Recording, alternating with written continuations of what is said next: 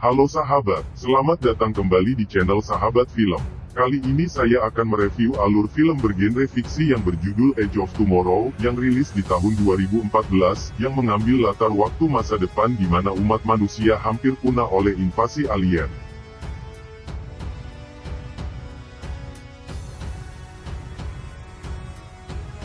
Bagaimana keseruan kisahnya? Penasaran?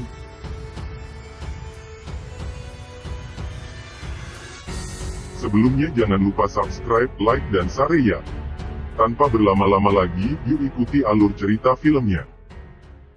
Di awal film, terlihat berita-berita yang menyebar tentang invasi alien ke bumi, di mana beberapa negara yang tersisa bersatu untuk melawan alien ini, yang mereka sebut dengan mimics atau peniru, karena mereka bisa menirukan, bahkan bisa mengetahui taktik yang dilakukan oleh pasukan bumi, sehingga para mimics ini sangat sulit untuk dikalahkan. Dan ada satu harapan besar bagi penduduk bumi, karena pasukan gabungan berhasil mendapatkan kemenangan di daerah Verdun, Perancis, yang mana seorang wanita bernama Rita Preteski, yang diperankan oleh Emily Blunt, telah menjadi pahlawan di sana, karena membunuh banyak mimics, dan menjadikannya sebagai ikon perang. Lalu seorang media relasi militer Amerika bernama Mayor William Cage mengklaim bahwa salah satu faktor kemenangan ini karena pasukan gabungan menggunakan armor khusus, dan Mayor William Cage juga meyakinkan kepada seluruh penduduk bumi bahwa bumi akan menang. We will be victorious. We fight. Lalu di scene berikutnya, William Cage menemui Jenderal Brigham untuk meminta informasi tentang penyerangan yang akan dilakukan esok. Enemy back. We all meet in the middle. Ideally, I'd prefer a different scenario. Maybe a career in politics? Cage yang dianggap membahayakan posisi dan karir dari sang jenderal, segera diutus ke Perancis untuk ikut berperang. You'll be on the beach with the first wave. Exciting, something to tell your grandchildren. William Cage tentu tidak mau, karena dia awalnya adalah seorang pengusaha jual beli motor bekas yang gulung tikar karena invasi alien, lalu menjadi humas pasukan gabungan karena kemampuannya dalam berkomunikasi. War broke out, I lost my advertising firm. Sang jenderal tetap ngotot mengirim William Cage yang mencoba kabur dengan membuatnya pingsan. Arrest this man. What? Cage terbangun di pangkalan udara Heathrow dengan kondisi tangan di borgol, dan di sini dia disambut oleh Sersan Perel, dan ternyata Jenderal Brigham memalsukan data tentang Cage dan dituduh sebagai pengkhianat serta lari dari tugas dinas. The only honest thing you said to me so far is your name. It says here you were caught impersonating an officer. Cage lalu ditempatkan bersama dengan G-Squad yang sangat tidak bersahabat dengan dirinya. Squad, this here is Private Cage. Those sure ain't officer cufflinks. Caliber will be leading the charge tomorrow. Keesokan harinya, Cage, Sersan Parel, dan J-Squad berangkat ke medan tempur dan pesawat mereka diserang sebelum sempat mendarat. Courage without fear. 30 seconds to draw. Remember.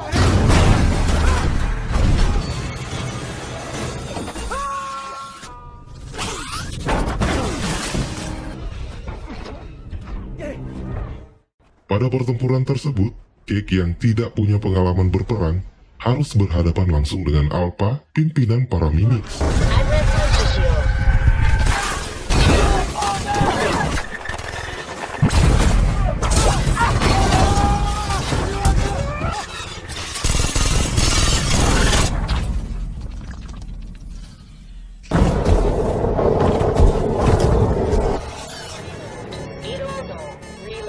Dan karena sudah pasrah, Cage melakukan bom bunuh diri dan tewas bersimbah darah dari Alpha.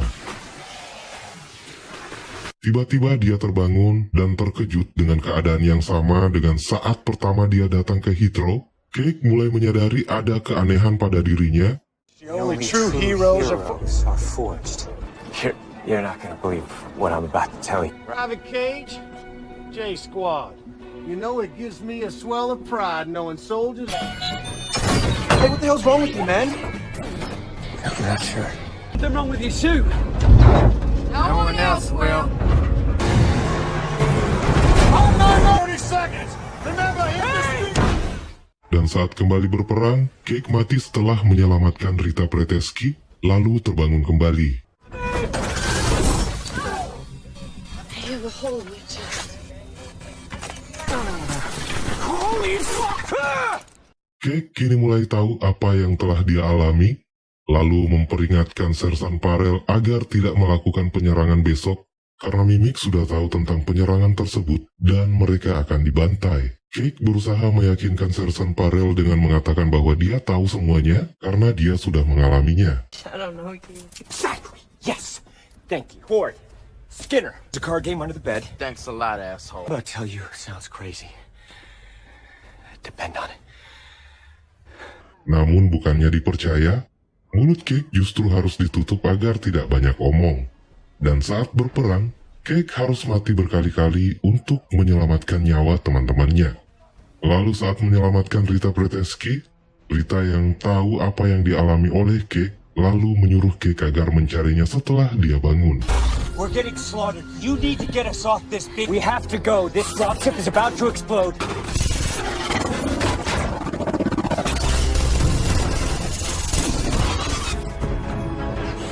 Come on!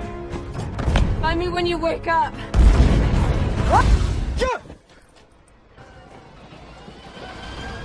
Sergeant Farrell. PT? PT, 10 minutes. Oh, no!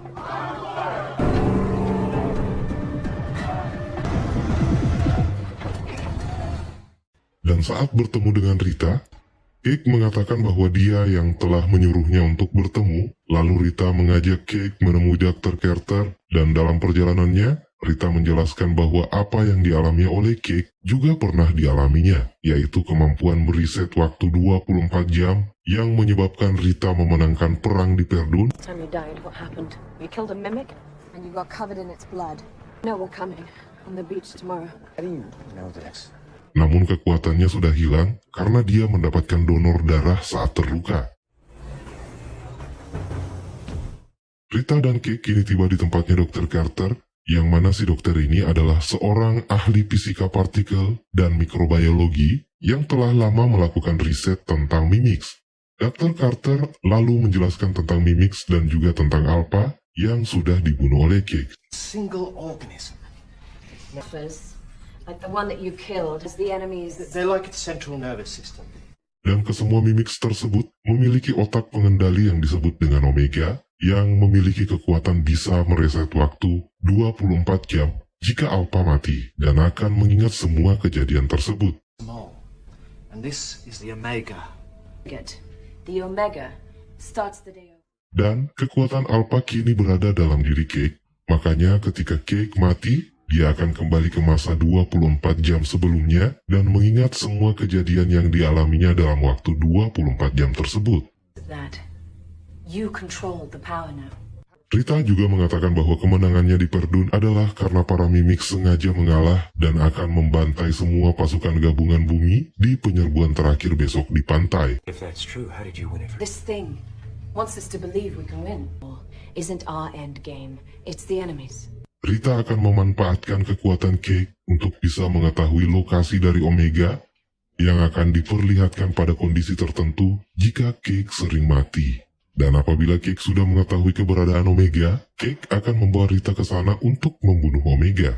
Namun, tentu ini sulit bagi Cake karena dia tidak punya skill bertempur. Maka sambil menunggu keberadaan Omega yang akan muncul dari penglihatan Cake, Cake lalu dilatih cara bertempur oleh Rita Preteski. You have to die. Every day. So all I have to do is wait to have these Omega things get you there. Even train for combat.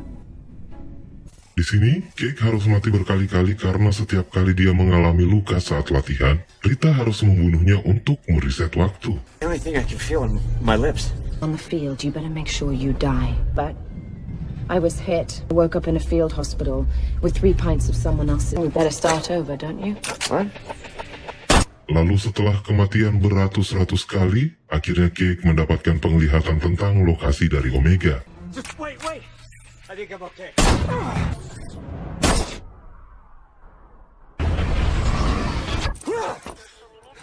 Cake dan Rita mendatangi Dr. Carter dan memberitahukan tentang ciri-ciri lokasi keberadaan dari Omega. I've seen the Omega. I saw German writing. Do you think you can work out where that is? I'll see what I can do. Training's over. Rita memberitahu agar besok Cake harus mencari jalan untuk bisa keluar dari pantai. Saat perang, Cake terus berusaha untuk membuat mereka berdua bisa keluar dari pantai. I thought stepping left. Cake harus mati berkali-kali karena misinya akan batal jika Rita mati, maka dia pun harus mati agar bisa mereset waktu dan Rita tetap hidup. Otherwise, I'm dead. Rita? Cake juga terus memberitahukan Rita tentang apa yang akan terjadi esok hari dan terus mempelajari semua pergerakan yang harus dilakukan agar bisa keluar dari pantai. Cake yang tidak tahan melihat Rita selalu mati dan menemui jalan buntu akhirnya mengambil inisiatif untuk tidak ikut berperang dan pergi bersantai ke sebuah warkop.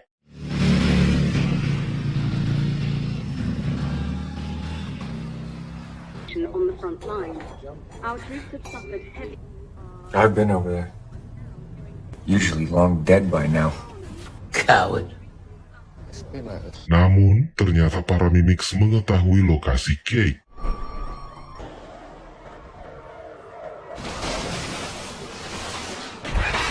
Hal ini kemudian membuat Cake semakin bersemangat dan kembali memulai latihan karena hasil peperangan bergantung pada dirinya.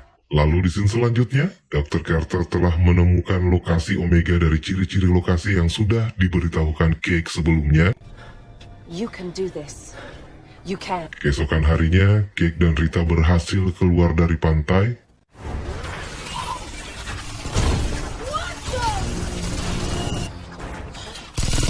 Straight shot. 2 cars haven't tried yet. The minivan. Yeah. Get it started. Just go. Take off. Do not wait. Cake terlihat sudah memiliki rasa kepada Rita. Ini mungkin karena Rita adalah orang yang sering dia lihat setiap hari. Rita tentu tidak merespon karena bagi Rita, pertemuan mereka adalah yang pertama kali, namun bagi Cake itu adalah pertemuan yang sudah beratus-ratus kali, jadi wajar saja jika Cake jatuh cinta, sekalipun dia harus menahan rasa sakit karena merasakan cinta yang bertepuk sebelah tangan.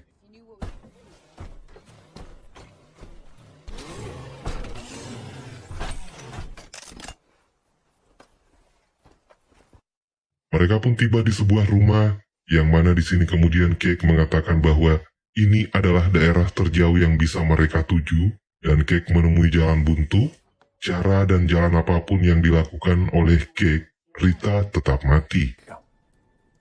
No matter what I do. 20 yards away. It attacks when you start the engine. If this ever makes it. Get in. You wait there till I get back. You'll be safe. And if I go on and kill the Omega, you're dead.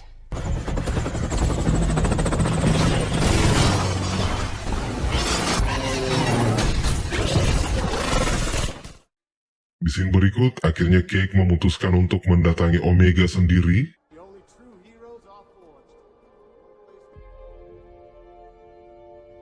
I got something on my face, soldier. Sorry to disturb you, Sergeant. Need 3 more clips of 5.56. Get it. Cake sudah tidak mempedulikan Rita dan temannya.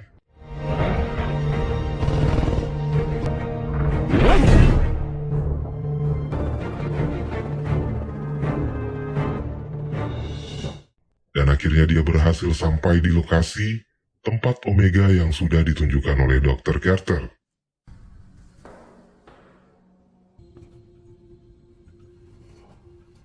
Cake masuk ke dalamnya, dan ternyata itu adalah jebakan dari Omega.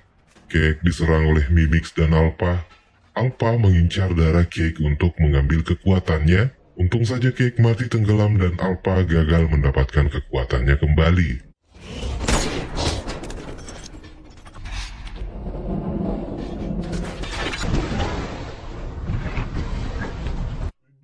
Cake kembali menemui Rita dan Dr. Carter, lalu memberitahukan bahwa Omega tidak berada di lokasi tersebut. Dan menurut Dr. Carter, hanya ada satu cara lagi yang bisa dilakukan untuk bisa mendapatkan lokasi Omega, yaitu dengan menggunakan alat yang bernama transponder, hasil ciptaan dari Dr. Carter yang sekarang ada di Whitehall. dalam berangkas di ruangan Jenderal Brigham. It's a thing. I mean, when I was at Whitehall, I built one. I was even... Well, I lost my job. I thought he was crazy. Transponder. You stick it into the Alpha and it taps into the... Namun transponder tersebut hanya bisa berfungsi jika ditancapkan pada Alpha yang masih hidup. We don't need one. We got the next best thing. Cake dan Rita kini menuju ke Whitehall dan menemui Jenderal Brigham. Untuk meyakinkan sang jenderal, Cake lalu memberitahukan jenderal tentang apa-apa saja yang akan terjadi. Tell him you called back. Plane's just been delayed. Bad weather. Now I live the same day over and over. Tell your secretary everything's fine. Sorry, General, I thought you were alone. It's fine. Your name is Iris. Your birthday is September 17th. Thank you, Ernest. I'll be all. The first time we've had this conversation.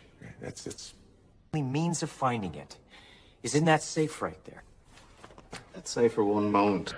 Jenderal Brigham lalu memberikan transponder tersebut yang berada dalam berangkas. Cake yang belum tahu apa yang akan terjadi selanjutnya ternyata sudah dikepung oleh pasukan Whitehall. Saat mendapat kesempatan dalam kesempitan, Cake lalu menusukkan transponder ke pahanya, dan akhirnya dia bisa melihat lokasi yang sebenarnya dari Omega, yang ternyata berada di bawah Museum Louvre di Prancis. Namun sungguh disayang karena mereka berhasil dicegat oleh salah satu anak buah Brigham yang menyebabkan mereka berdua pingsan.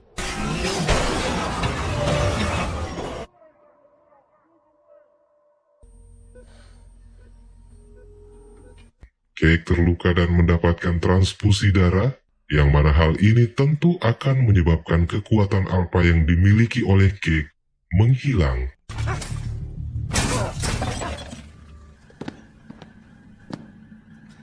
I was out of those things in 3 minutes flat, Cage. Oh, wait. I'm out. I lost your power. Cake dan Rita kemudian kabur dari rumah sakit dan kembali menuju ke pangkalan militer. Mereka merencanakan akan menuju ke Paris, tempat Omega bersembunyi, karena waktu yang tersisa untuk pertempuran akhir tinggal 3 jam lagi. Cake yang merasa membutuhkan pasukan untuk ke Paris lalu mendatangi J-Squad. Untuk membuat para anggota J-Squad yakin, Cake lalu menceritakan bahwa dia sudah mengetahui tentang mereka semua, sekalipun mereka baru bertemu tadi pagi. He says, your name ain't really Ford. You took his place. Send your checks to his family. Lalu Cake meminta para J-Squad untuk ikut dengannya pergi menghancurkan Omega. Sekalipun anggota J-Squad menyadari bahwa Cake bisa mengetahui tentang mereka, namun mereka belum begitu yakin karena Cake adalah orang yang baru mereka temui tadi pagi. Lalu Cake pun mengatakan bahwa mereka tidak perlu mengikutinya karena yang mereka harus ikuti, The Angel of Verdun. Tentu saja kehadiran Rita Preteski membuat J-Squad bersemangat karena mereka tahu bahwa Rita adalah pahlawan penyelamat bumi seperti Bobo Boy. Setelah merasa yakin dan mantap, maka Rita dan Cake serta J-Squad kemudian berangkat menuju ke Paris, tempat Omega bersembunyi. I'm going in, Cage. Sebelum mendarat, para Mimics menyerang pesawat mereka dan sebagian dari anggota tim meninggal. Drop! Cage, they know we're coming! Drop! You're not hooked in!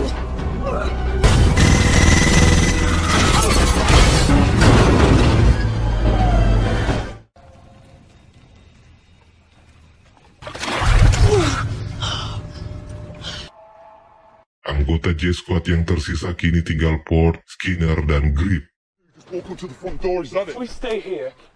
Cake punya ide yaitu menggunakan pesawat untuk menerobos dan menuju ke Museum Louvre. Skinner kemudian ditugaskan membuka jalan untuk pesawat.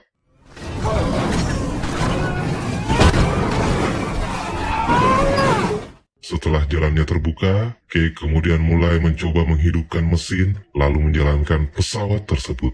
Grip dan Skinner tidak ikut karena mereka akan memancing para Mimics ke arah mereka agar Cake, Port, dan Rita bisa masuk. Lalu saat pesawat sudah berjalan, para Mimics kemudian kembali menyerang mereka. We gotta go! No, They're coming, Cage. Grip dan Skinner berhasil mengalihkan perhatian para Mimics sekalipun harus mengorbankan nyawa. Sementara itu, Cake terus menjalankan pesawat. Mimics kembali menyerang dan Port yang berada di posisi senjata mesin pesawat harus tewas oleh serangan Mimics. Cake kemudian mengambil posisi Port dan Rita yang menjalankan pesawat.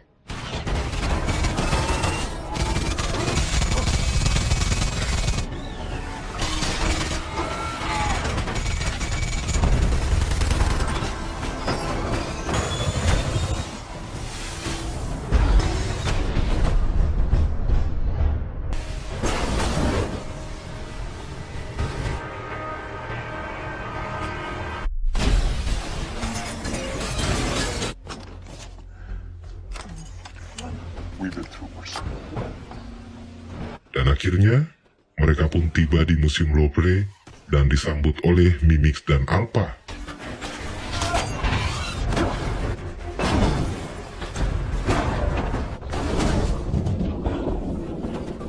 Sebelum mereka beraksi, Rita yang tahu jika mereka berdua akan mati lalu memberikan granat pada Cake dan menyuruh agar Cake yang meledakkan Omega.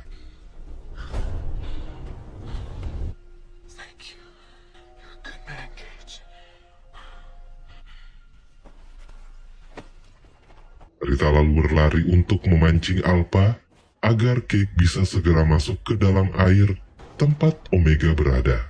Alpha yang telah membunuh Rita kemudian mengejar Cake yang sudah berhasil masuk ke dalam air.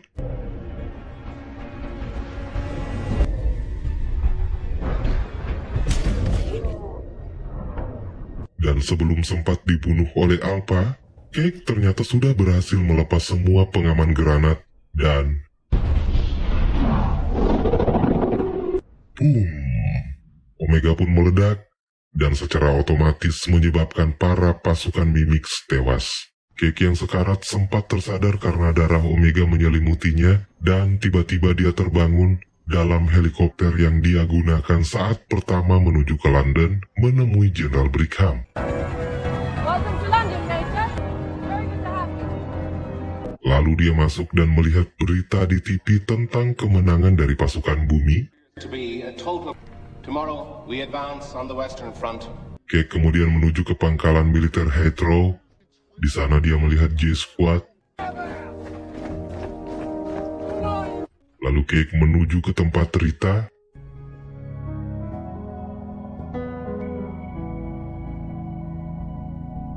Dan saat melihatnya, Cake tersenyum. Lalu film pun tamat.